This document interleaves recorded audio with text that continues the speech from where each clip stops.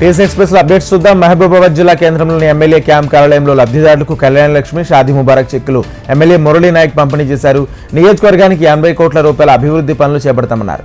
రైతు భరోసాపై cabinet sub committee రైతుల నుంచి సలహాలు, సూచనలు తీసుకుని లబ్ధి చేకూరే విధంగా చేస్తామన్నారు. బస్సులో ప్రయాణిస్తున్న ప్రయాణికుడి నుంచి 36 లక్షల చోరీకి గురైన సంఘటన మహబూబ్ నగర్ జిల్లా జడ్చర్ల బస్టాండ్లో చోటు చేసుకుంది. హైదరాబాద్ నుండి కడప వెళుతున్న పాకెట్ డిపో బస్సులో ప్రయాణిస్తున్న దామోదర్ నుంచి చోరీ జరిగినట్లు జడ్చర్ల పోలీస్ స్టేషన్లో ఫిర్యాదు చేశాడు.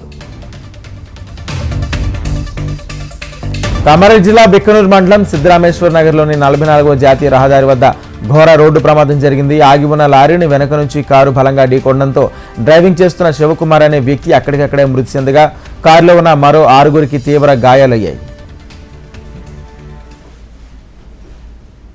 ఇవి bulletin updates. Keep watching HM TV. వార్త ఆగదు, నిజం దాగదు.